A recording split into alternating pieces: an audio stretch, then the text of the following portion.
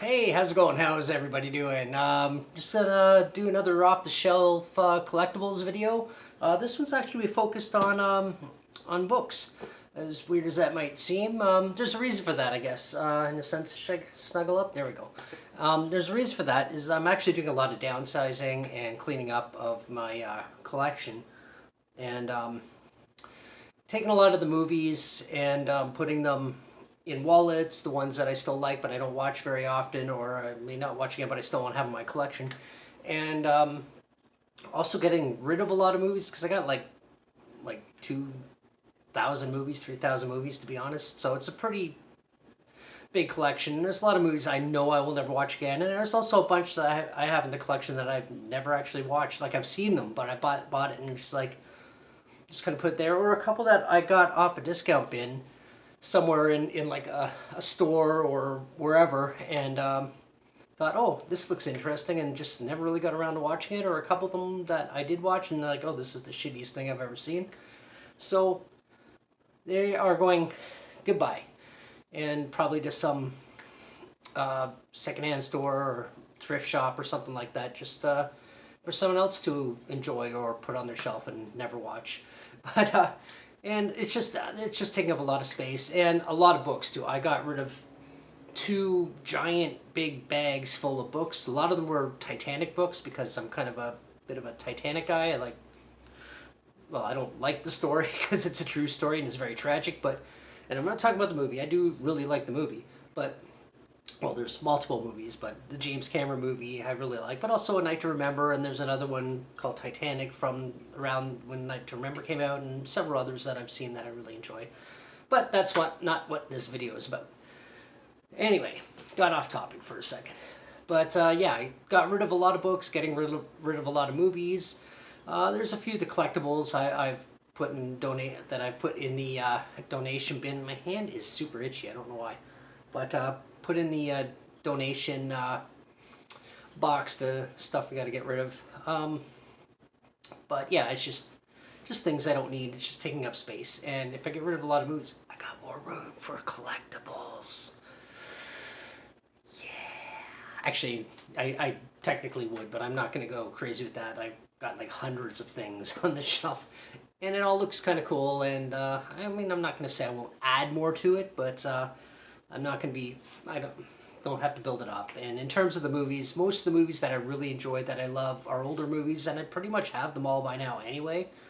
But there's the odd straggler or the odd one some old James Cagney film that I was like, oh, what's this? And I'll probably grab it, or a Bogart film or something like that, James Stewart, whoever. But got a stack of books here I'm going to go through, and bear in mind, I got rid of, like, basically what you're seeing here. I still got more on the shelf that don't need to be in this video.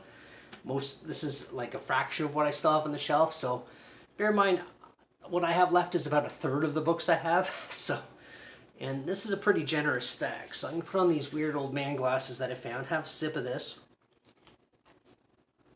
Oh, that is good. Passion fruit IPA. I didn't do a video of this yet. I just grabbed it out of the fridge because it felt like a beer. I'm going to go with this one first because it's the smallest and it's on the top of the stack. The creation of Dino De Laurentiis, King Kong. From the film came out in 1976. This is basically a play-by-play of how the film was made, how easy, how hard it was, the animatronics, Rick Baker's work and puppetry, and the full going Godzilla style giant man in a suit that looked like a giant gorilla going through New York. Weird though, it's the gorilla walks on 2 feet. Gorillas don't generally do that, but then again, at the same time, it's also, in this film, I think he's like a 50-foot gorilla, so gorillas aren't also 50 feet tall, so take it with a grain of salt. Is it an amazing film? No, but I do really like it, and I think the book is pretty good. It's got some pictures in the middle here, like back in some of those books I remember seeing this style of book where it was nonfiction, how things are done, and there'd always be that section right in the middle of photographs. But yeah, this is an older book, came out in the 70s, I think. That's the 70s Kong right there. But I was trying to see the exact year when this one came out. I'm not going to do that with every book, but it's just I am a huge Kong fan. I mean, I'll get more into that because I do have a King Kong book somewhere here in the stack. Blah, blah, blah. This. I'm sure it says somewhere. I'm not going to go through the whole thing. But anyway, can't find it, but it's not that important. This one here I just have because I'm a big Star Wars fan. And this is the early, well, I guess 30 years. I guess everything up until the prequels of parodies of Star Wars. I love Mad Magazine. I've always loved Mad Magazine. I haven't bought one in years. I don't even know if you can. I don't see them anymore. Does it even exist anymore? I don't know. But I got into Mad Magazine. My uncle somehow... Cats. My uncle somehow got a big giant box of Mad Magazine, Crack Magazine, a couple of... there was a magazine also called Crazy. It came out around that same time. And he just gave me this big bin and said, here, take it. I don't know where he got it from, but... my parents, my family actually used to have a cottage back when I was younger, and I brought them up there, and I'd read them all, and I tucked them under the bed, and other people in the family that would crash in that room would read them, and it was a pretty cool collection. The funny thing is there was this magazine called Goosey in it. I haven't looked it up, followed up on it, and see, but it was like Mad Magazine, strictly for adults, a lot of naked boobs and stuff like that, and I remember reading it with my friends, and then my dad found it. Now my dad's not like some prude guy, but he knew I was probably 10 years old or something. No, I don't even know if I was that old. I would have been younger than that. And he saw it, and he's like, no, you can't have this, and he took it away. But but it was funny. I've never looked up that magazine again, but it's kind of funny. And speaking of Mad, we also got Cracked, which was kind of like a rival. It was like Coke to Pepsi. You know, this was Cracked was Mad Magazine's rival. I guess it came out a little bit after, and this is just like it's just a lot of movie parodies and stuff in here. It's a fun little read. You know, This one's quite a few years old now, I think, but. It's still, I mean, it's up until the 90s. It's got, you can see there's a Titanic spoof right there on the back. And Matt had Alfred E. Newman, and Cracked had, I can't remember his name, but he was a janitor. Anyway, that was his character. I can't remember his name, though. But I'm not going to spend time looking for it. Now, this one here, a giant coffee table book, as a lot of these you'll see are, Sesame Street. You know, the beginnings and basically the history of Sesame Street. It's a really interesting book. I'm not, you know, I grew up watching, or I watched Sesame Street as a kid. Sometimes I do watch some of the old episodes on YouTube, and it's kind of interesting. They're still kind of fun to watch. And oh, here's all those pictures I was looking for. I got a bunch of celebrity pictures that I want to put on the wall. I have a bunch already, and I could not find this stack of pictures. I don't know where they are. Good thing I did this video. But no, it's good. It's got like a lot of great pictures, and you know, just all through. It's really detailed. It goes through pretty much all the details. How a lot of episodes were made. A lot of how the characters were made. How the animation was not animation, but like how the puppetry was done and everything else. It's a really good book. And one thing that it does come with, it's right here in this little envelope. It came with the first episode ever of Sesame Street from I think it debuted in 1969, something like that, and which I think is it's pretty cool. And it's weird because a lot of the characters don't look the same. There's Big Bird's there, Oscar's there. Oscar's orange, first of all, that's weird, and Big Bird has a few feathers, and it just really looks disheveled, and his personality is a lot different. And Big Bird later in years he's supposed to be like the mentality of a 6-year-old child, but in here he's just kind of like dumb, for lack of a better word. But yeah. Anyway, we're at 9 minutes, so I gotta move along. This might be a 2-part video. I have a feeling it's going to be. But this is The Wizardry of Oz. Now, The Wizard of Oz is one of my favorite movies of all time, hands down. I watch it every year religiously on my birthday. I mean, it's always played in March, around that time. on television, and I'd always see it. And now that, of course, DVDs, Blu-rays, VHS, etc., having a home copy, I can literally watch it on my birthday. And the first time this ever happened, I was 8 years old, and I was watching. It was my birthday, and family's over, and then turn on the TV, and the Wizard of Oz was on. So I was like, oh, cool. No, excuse me. So I didn't start watching it, every year on my birthday then, because just that it wasn't available, just by chance that it might be on my birthday. But I just started watching it. Once I got it on DVD, then I kind of started doing that. And then a few years ago on my birthday, I was downtown at a club in downtown Toronto, and the TV was on, and the Wizard of Oz was on. It was my birthday, and I was going to go home and watch it anyway, so I kind of watched a bit of it. But we were at a club, and the music's playing, or it was a bar, but it was a bar/club kind of place. Music's blasting, so we, the friend I was with from work, we just kind of hung out, watched it for about 10 minutes, and then I was like, okay, cool, I'm going to go home and watch it anyway, so, but yeah, that was it. But this is good. It's got a lot of illustrations. It talks about the history, a lot of how things were done, how the special effects were done. It's really good. There's Ray Bolger in the Scarecrow costume, ironically with a cigarette in his mouth. But yeah, it's a great film, excellent book. Now, going back to King Kong, this is excellent King Kong book. It talks about all three versions of Kong. I think it does mention of some of the sequels and things like that. I can't remember. I haven't read this in a long time. But it does talk about a lot of things. It's really good. I think it kind of just, mostly just kind of touches on the Peter Jackson version. Now, I will admit that the original is always going to be my favorite. It's probably my second favorite movie of all time, next to The Shining. But it's a good movie. The De Laurentiis version is good. The animatronics that were used, the costumes and everything else was amazing. It was written okay for the time when it came out, but it's not a great film. Peter Jackson's, of course, you got CGI, you got Andy Serkis doing all the facial movements and everything else, and it's really well casted. The only problem is, actually, I have a couple problems with the film. Number one, it's way too long. It's a very basic, simple story. It doesn't have to go on for 3.5 hours, and there's so much filler in the movie, so many unnecessary scenes just to pad the runtime, just to make it longer, especially in the DVD version, which is always the version I watch because I do think it looks visually amazing. It is visually incredible.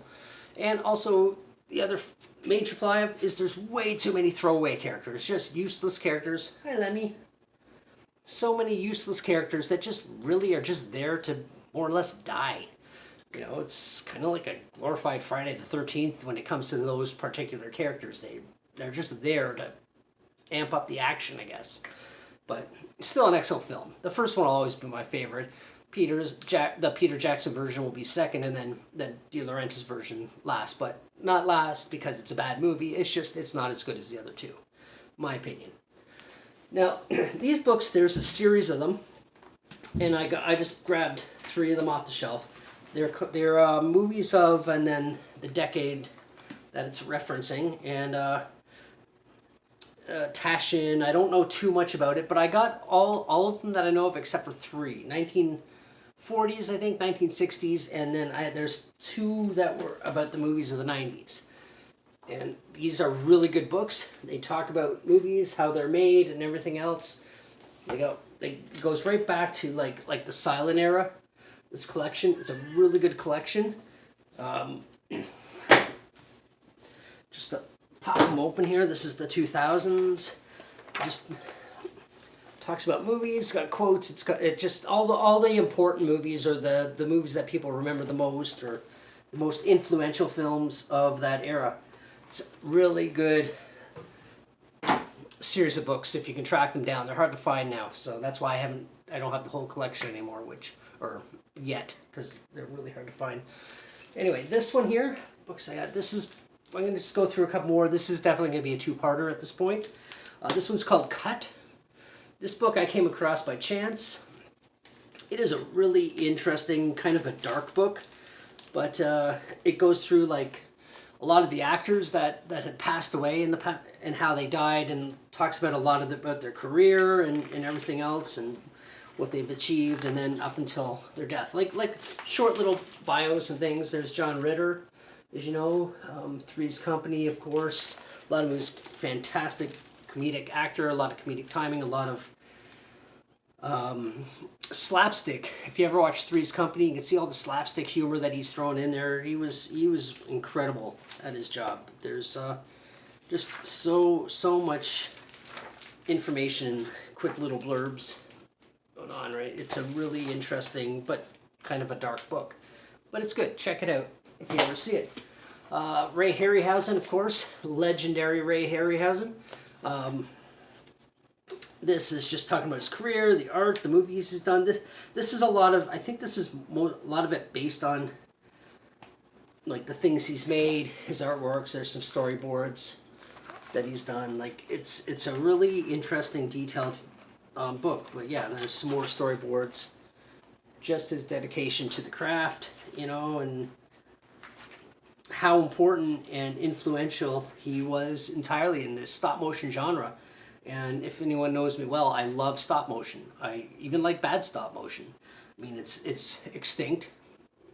We've seen Jurassic Park, where that line comes from. But yeah, it's an extinct genre in a sense. But I still love it. I love watching those old the old films, and right up into even some of them right into the 90s. I mean, Star Wars has tons of it in there. Even in the re-Lucasified versions of the films, there's still some remnants of the stop motion. How you doing, Lemons? And where are we at now? We are at 16 minutes. I'll do one more. How many do I got here? I still got a decent stack. I'll do one or two more.